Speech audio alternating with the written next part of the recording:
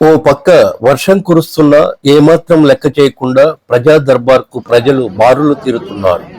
Mangalagiri MLA విద్య, IT, electronics, RTG శాఖల మంత్రి నారా లోకేష్ ఉండవల్లిలోని నివాసంలో 21వ రోజు ప్రజా దర్బార్కు ప్రజల నుంచి వినతులు వెల్లువెత్తాయి. రాష్ట్రంలో గత ప్రభుత్వ పాలనలో తాము ఎదుర్కొన్న సమస్యలకు పరిష్కారం లభించకపోవడంతో ప్రజానీకం ఎంతో ఆవేదన చెందింది.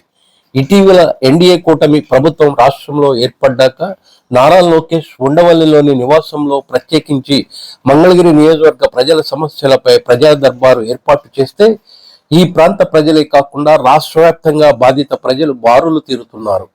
ఒక్కొక్కరిది ఒక్కో సమస్య, వ్యక్తిగత సమస్యలు, సామూహిక సమస్యలు. వీటిలో ప్రధానంగా తమ భూములు కబ్జాకు గురయ్యాయని, ఏ ఆధారం లేని తమకు శాశ్వత నివాసం కల్పించాలని, గత ప్రభుత్వంలో అర్హత ఉన్న వృద్ధాప్య, వితంతు, దివ్యాంగ పెన్షన్లు తొలగించారని, అనారోగ్యంతో బాధపడుతున్న తమకు వైద్య సదుపాయం అందించాలని వివిధ వృత్తి, వ్యక్తిగత సమస్యలపై నారా లోకేష్ ను కలిసి విన్నవించారు. ప్రజా దర్బార్లో మంత్రి లోకేష్ కు విన్నవించిన సమస్యల్లో కొన్నింటి వివరాల్లోకి వెళ్తే,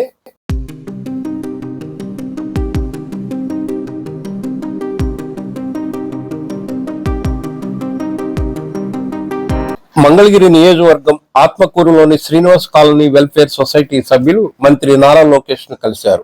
25 ఏళ్ల క్రితం కూడా ఆమోదం పొందిన లేఅవుట్ లో ప్లాట్లు కొనుగోలు చేశామని, తమ లేఅవుట్ లో రోడ్లు, డ్రైనేజీ, తాగునీటి వసతి లేక ఇబ్బందులు పడుతున్నామని సమస్యలను లోకేష్ దృష్టికి తీసుకువచ్చారు.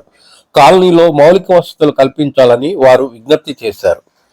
క్యాన్సర్ వ్యాధితో బాధపడుతున్న తన తండ్రికి పెన్షన్ మంజూరు చేసి ఆదుకోవాలని మంగళగిరి నియోజకవర్గం తాడేపల్లికి చెందిన ఎస్ నవ్యభారతి మంత్రి లోకేష్ ను కలిసి విజ్ఞప్తి చేశారు.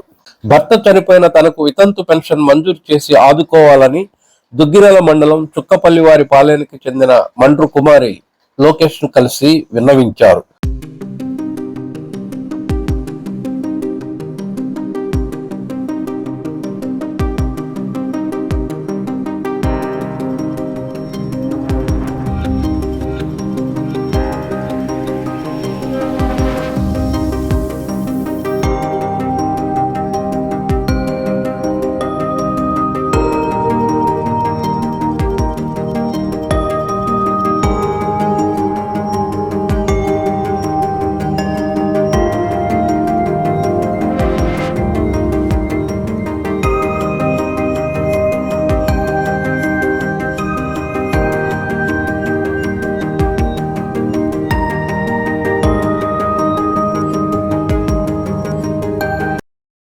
నిరుపేదలమైన తమకు సొంతిల్లు లేదని, టిట్కో ఇల్లు మంజూరు చేసి ఆదుకోవాలని మంగళగిరి నియోజకవర్గం ఉండవల్లికి చెందిన బి జయలక్ష్మి నారా లోకేష్ ను కలిసి విజ్ఞప్తి చేశారు.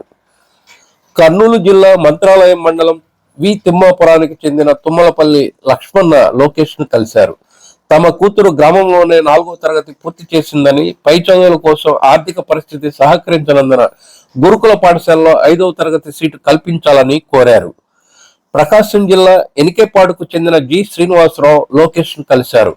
కుటుంబంతో సహా శ్రీశైలం తీర్థయాత్రకు వెళ్లగా తమ ఇంట్లో బంగారం, నగదు అపహరించారని పోలీసులకు ఫిర్యాదు చేసినప్పుడు సరైన చర్యలు తీసుకోలేదని వాపోయారు. తమ సమస్యను పరిష్కరించేలా పోలీసులకు ఆదేశాలు జారీ చేయాలని లోకేష్ కు విజ్ఞప్తి చేశారు.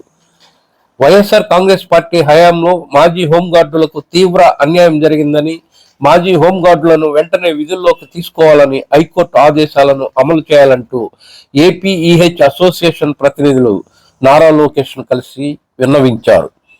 రాష్ట్రంలోని కస్తూరిబా గాంధీ బాలిక విద్యాలయాల్లో పనిచేస్తున్న CRT, PGT part time guest ఫ్యాకల్టీని కాంట్రాక్ట్ టీచర్లుగా గుర్తించాలని సిబ్బంది విజ్ఞప్తి చేశారు. గంజాయి మత్తులో తమ 16 ఏళ్ల కుమారుని హత్య చేశారని నిందితులను శిక్షించడంతో పాటు ఏ ఆధారం లేని తమకు ఆర్థిక సాయం చేసి ఆదుకోవాలని అల్లూరి సీతారామరాజు జిల్లా రామగోపాలపురానికి చెందిన అజ్మీరా లక్ష్మణ్ కోరారు. 2016-18 మధ్య పీజీ పూర్తి చేసిన తనకు ఫీజు రీయింబర్స్మెంట్ అందక సర్టిఫికెట్లు కాలేజీలోనే నిలిచిపోయాయని, సర్టిఫికెట్లు అందేలా తగు చర్యలు తీసుకోవాలని విజయవాడ వాంబే కాలనీకి చెందిన కె మాధవి మంత్రి లోకేష్ ను కలిసి విజ్ఞప్తి చేశారు.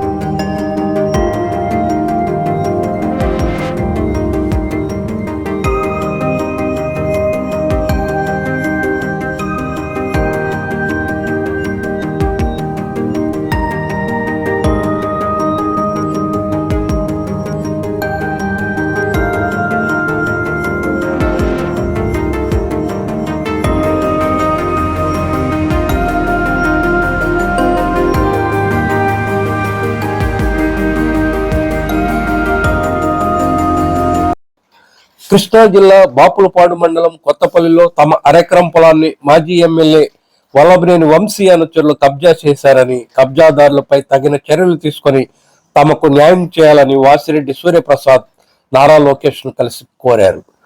వృద్ధాప్యంలో ఉన్న తాము చిన్న చిన్న కూలి పనులు చేసుకుంటూ జీవనం సాగిస్తున్నామని, అద్దె ఇంట్లో ఉంటున్న తమకు శాశ్వత నివాసం కల్పించి ఆదుకోవాలని విజయవాడకు చెందిన ఎం షాకిరి అనే మహిళ విజ్ఞప్తి చేశారు.